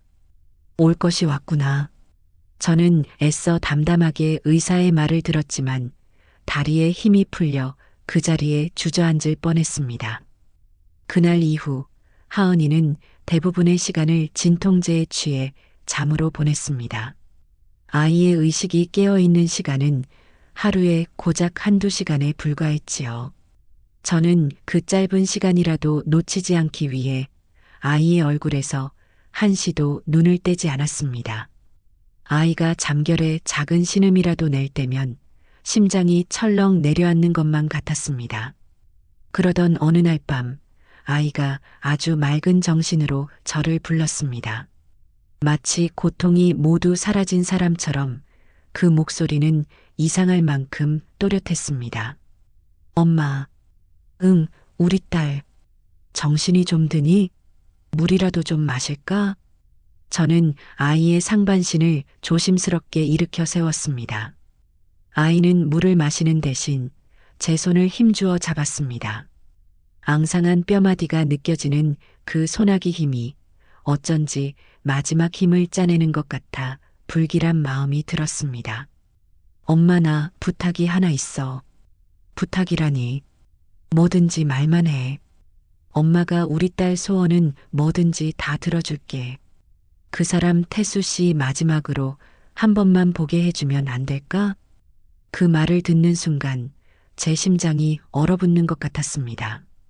제가 그토록 증오하고 저주하는 그 이름을 제 마지막 딸의 입에서 그것도 마지막 소원이라는 말과 함께 듣게 될 줄은 꿈에도 몰랐습니다. 제 안에 모든 것이 안 된다고 소리치고 있었습니다. 하은아, 그게 무슨 소리야? 안 된다. 절대 안 돼. 그 인간이 너한테 한 짓을 벌써 잊었어? 마지막 가는 길에 그런 더러운 놈을 뭐하러 보니? 엄마는 절대 허락 못한다. 저는 거의 애원하듯 말했습니다. 제발 그 이름만은 꺼내지 말아달라고 마지막 순간까지 우리 둘만의 시간으로 남겨달라고요. 하지만 하은이는 제 손을 더욱 꽉 잡으며 눈물 어린 눈으로 저를 올려다보았습니다. 알아, 엄마 마음 다 알아. 하지만 그러니까 더더욱 봐야겠어. 이대로 눈을 감으면 나 평생 그 사람을 원망하는 마음으로 저 세상에 가게 될 거야. 그건 너무 슬프잖아. 나 그 사람을 용서하고 가고 싶어. 그래야 나도 그리고 어쩌면 그 사람도 다시 시작할 수 있을 것 같아서. 이건 나를 위한 거야, 엄마. 제발 내 마지막 부탁, 이것 하나만 들어줘. 아이의 눈빛은 너무나도 간절하고 또 단호했습니다. 그 눈을 보니 저는 더 이상 반대할 수가 없었습니다. 증오를 거두고 용서를 택한 내 딸의 마지막 길이 저의 분노 때문에 더럽혀져서는 안 된다고 생각했습니다. 저는 결국 피눈물을 삼키며 그러마 하고 대답하고야 말았습니다. 다음 날 저는 녀석이 살고 있다는 옥탑방을 다시 찾아갔습니다. 문은 굳게 잠겨 있었고 아무리 두드려도 인기척이 없었지요. 저는 결국 문고리를 부술기세로 문을 걷어찼습니다. 그러자 안에서 잠긴 목소리가 들려왔습니다. 누구야? 문이 열리고 녀석은 저를 보고 소스라치게 놀랐습니다. 하은이가 널 보고 싶어 한다. 시간이 얼마 없는 것 같아. 제 말에 녀석은 한참 동안이나 아무 말도 하지 못했습니다. 그저 멍하니 허공만 바라볼 뿐이었지요. 그리고 잠시 후 녀석은 마치 실성한 사람처럼 울부짖기 시작했습니다. 내가 무슨 자격으로 내가 걔를 어떻게 봐. 저는 그런 녀석의 멱살을 잡아 일으켰습니다. 네가 자격이 있어서 부르는 게 아니야. 내 딸이 너를 용서하고 싶어서 부르는 거다. 그러니 똑바로 정신 차리고 따라와. 내 딸의 마지막 가는 길 더 이상 초라하게 만들지 말고. 병원으로 오는 내내 태수는 뒷좌석에서 고개도 들지 못하고 흐느꼈습니다. 병실 문 앞에 도착하자 녀석은 차마 발을 떼지 못하고 그 자리에 얼어붙었습니다. 문고리를 잡은 손이 사시나무처럼 떨리고 있었지요. 저는 그런 녀석의 등을 세게 떠밀었습니다. 병실한 하은이는 창백한 얼굴이었지만 이상할 만큼 평온한 표정으로 누워 있었습니다.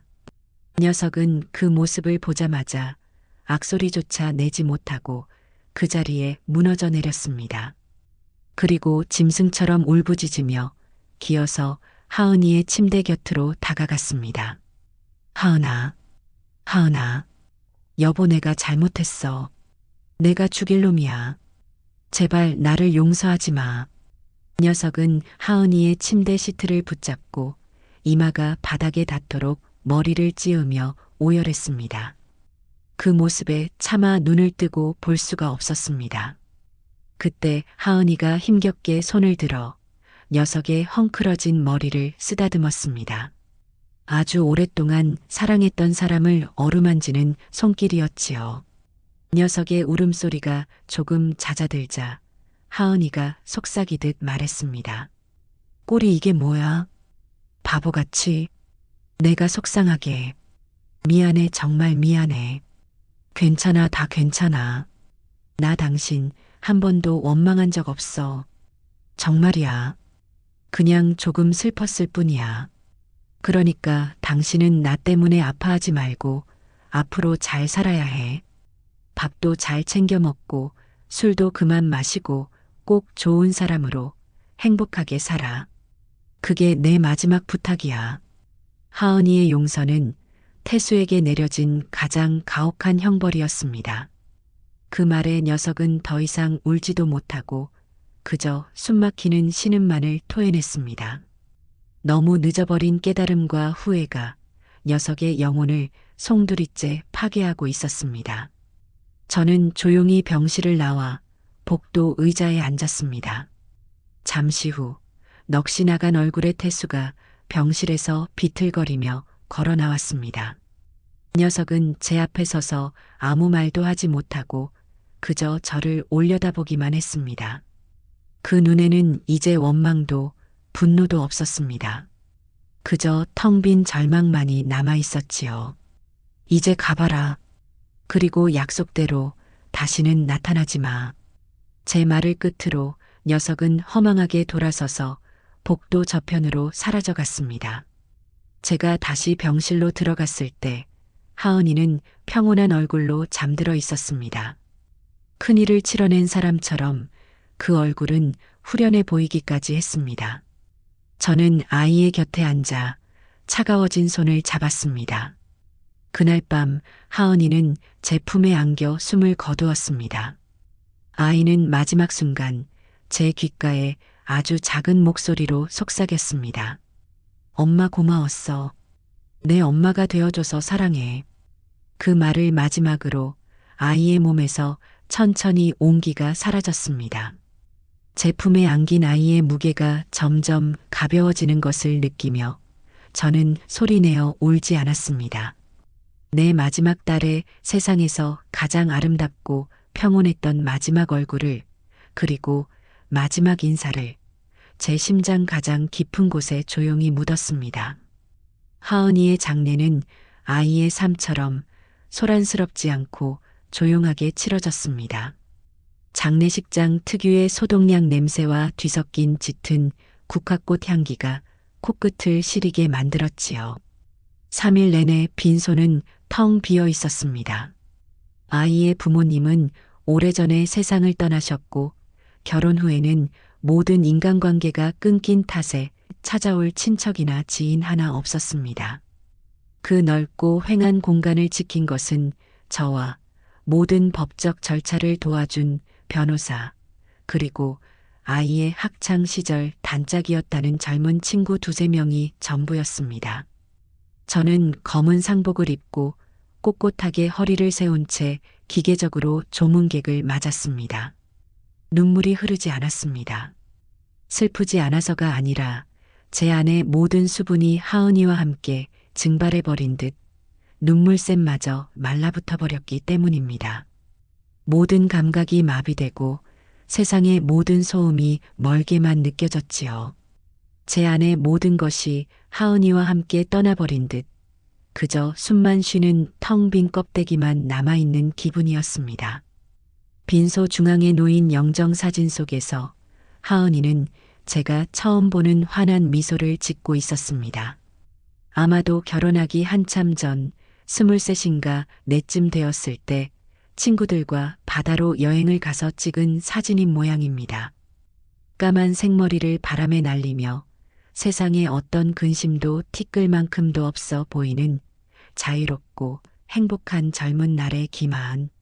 저는 그 사진을 하염없이 바라보며 지독한 상념에 빠져들었습니다.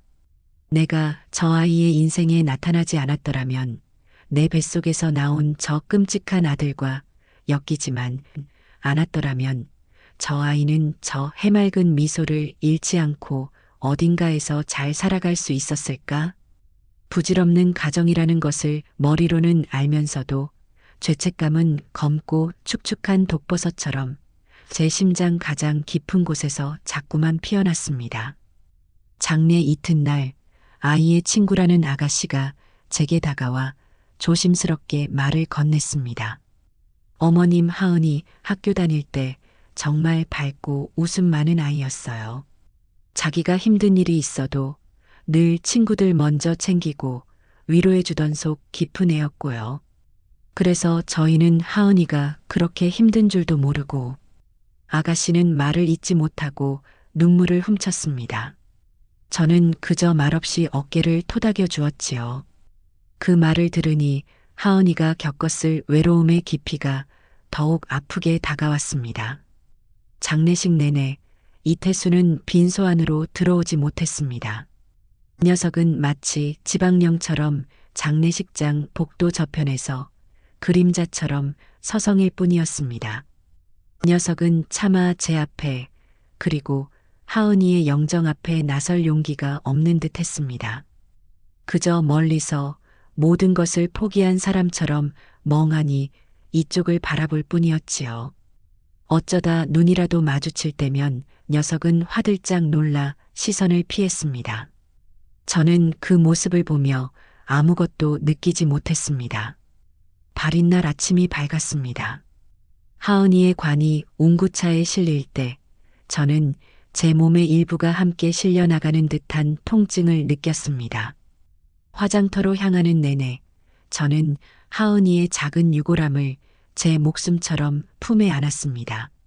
너무나도 가벼웠습니다. 한평생 그토록 무거운 짐을 지고 살았던 아이가 마지막 가는 길에는 한 줌의 재가 되어 제 품에 안겨 있었습니다.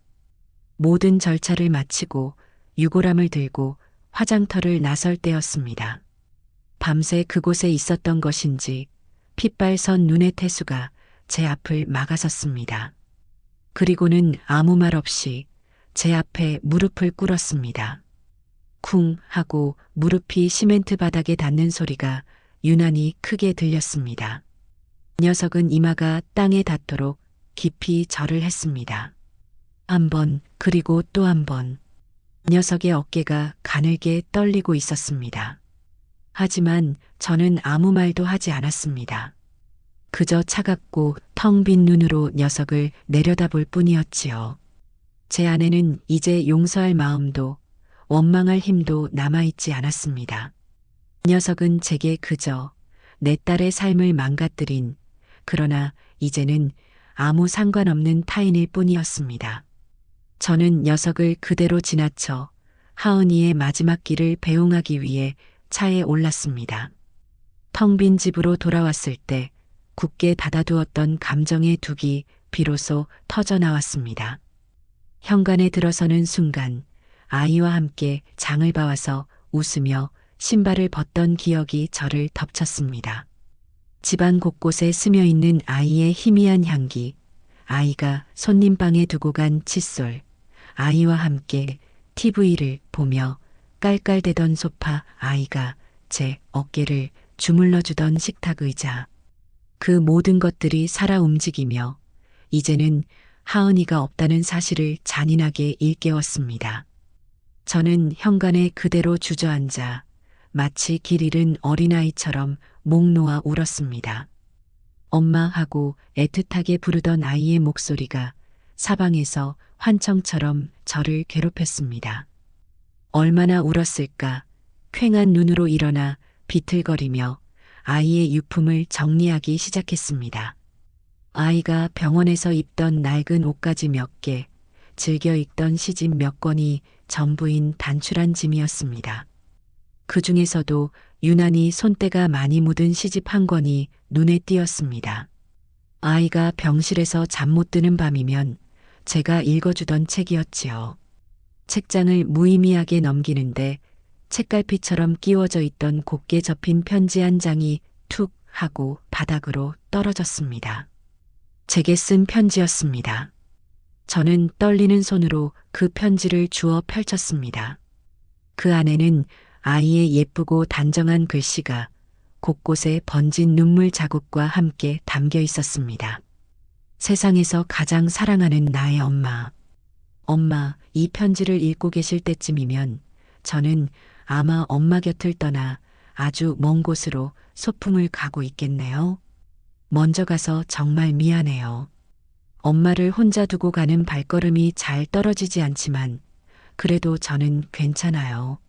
엄마를 만나서 제 짧았던 인생의 마지막이 세상 그 누구보다도 행복했으니까요. 엄마를 처음 만났던 날을 기억하세요? 어색하게 어머니 하고 부르던 제게 그냥 엄마라고 불러라 하고 웃어주시던 그 얼굴을 저는 평생 잊지 못할 거예요.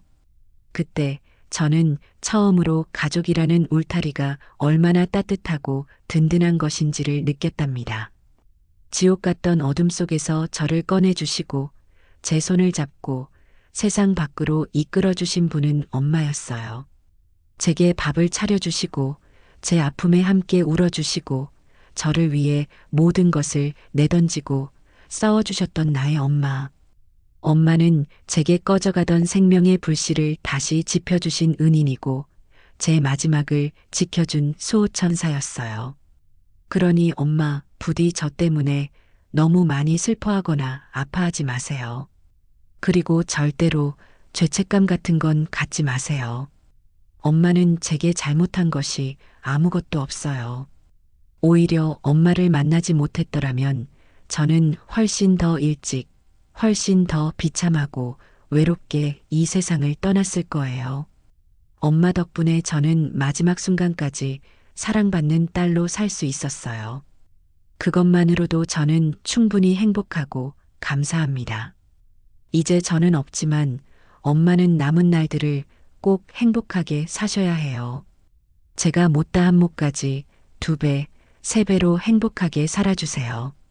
제가 병원에 있을 때 창밖을 보며 그런 생각을 한 적이 있어요. 세상에는 저처럼 아프고 기댈 곳 없이 외로운 여자들이 참 많겠구나. 만약에, 아주 만약에 그 사람들이 잠시라도 편히 몸을 뉘이고 따뜻한 밥 한 끼 먹으며 위로받을 수 있는 작은 쉼터 같은 곳이 있다면 얼마나 좋을까 하고요. 이건 그냥 저의 작은 바람이에요. 엄마가 제 대신 그 사람들의 엄마가 되어주면 좋겠다는 그런. 엄마 정말 고맙고 감사하고 온 마음을 다해 사랑합니다. 우리가 다음 생에 다시 만난다면 그때는 제가 꼭 엄마의 건강하고 씩씩한 진짜 딸로 태어나서 평생 엄마 곁을 지키며 효도하고 싶어요. 먼저 하늘에 가서 가장 반짝이는 별이 되어 엄마를 항상 지켜보고 있을게요. 세상에서 가장 행복했던 엄마의 딸 하은올림. 저는 편지를 다 읽고 그 편지를 가슴에 부둥켜 안은 채 밤새도록 울었습니다. 하지만 그 눈물은 더 이상 절망의 눈물이 아니었습니다. 하은이가 제게 남기고 간 마지막 사랑과 작은 소망을 제 심장에 새기는 뜨거운 다짐의 눈물이었습니다. 그로부터 1년이라는 시간이 흘렀습니다. 저는 하은이가 남기고 간 모든 것과 제 남은 재산을 합쳐 아이의 마지막 소원이었던 작은 쉼터를 열었습니다. 아이의 편지에 적힌 그 바람을 제 남은 생의 사명으로 삼기로 한 것이지요. 낡고 허름한 주택을 사들여 몇 달에 걸쳐 직접 쓸고 닦고 페인트 칠을 했습니다. 햇살이 가장 잘 드는 곳에 여자들이 모여 앉아 도란도란 이야기를 나눌 수 있는 거실을 만들고 포근한 침구를 갖춘 잠자리를 마련했습니다. 쉼터의 이름은 하은의 뜨락이라고 지었습니다. 꽃을 좋아했던 아이를 기리기 위해 작은 마당에는 겨우내 언 땅을 파내고 아이가 좋아했던 프리지아와 라일락 그리고 나를 잊지 말아요라는 꽃말을 가진 물망초를 가득 심었습니다. 이곳에는 저마다의 아픈 사연을 가진 딸들이 찾아옵니다. 남편에게 마음을 다친 딸, 세상의 편견에 기댈 곳 없는 딸, 그저 하루 편히 발 뻗고 잠들 곳이 필요한 딸들. 저는 그들에게 따뜻한 밥을 지어 먹이고 깨끗한 잠자리를 내어주고 그들의 이야기에 조용히 귀를 기울여 줍니다. 함께 웃고 함께 울고 함께 상처를 보듬으며 우리는 이곳 하은의 뜨락 안에서 서로에게 엄마가 되고 딸이 되어줍니다. 쉼터 거실 가장 좋은 자리에는 하은이의 환한 미소가 담긴 사진이 걸려 있습니다. 장례식장의 그 영정 사진이지요. 이제 그 사진은 제게 더 이상 슬픔이나 죄책감의 상징이 아닙니다. 희망과 용기의 상징이 되었습니다. 저는 매일 아침 향기로운 커피 한 잔을 들고 그 사진 앞에 서서 인사를 건넵니다. 우리 딸 잘 지내지? 밤새 별이 되어 엄마 잘 지켜봤니? 엄마가 오늘 너처럼 예쁘고 착한 딸들을 또 만났단다. 어젯밤에는 다 같이 모여서 김치전을 부쳐 먹었는데 너도 함께 있었으면 얼마나 좋았을까. 걱정하지 마. 여기서만큼은 모두가 안전하고 행복할 수 있도록 엄마가 곁을 지킬게. 그러면 사진 속 하은이가 아침 햇살에 반짝이며 혹은 마당에서 불어온 꽃향기처럼 제게 다정하게 속삭이는 것만 같습니다. 고마워요, 엄마. 하고요. 저는 더 이상 과거에 얽매여 슬퍼하지 않습니다. 내 마지막 딸 하은이가 남기고 간 사랑의 약속을 지키며 오늘을 살아갈 뿐입니다. 이 하은의 뜨락에서 아이의 이름을 기억하고 아이의 사랑을 실천하는 것. 그것이 제가 남은 생을 살아가는 유일한 이유이자 가장 큰 행복이니까요.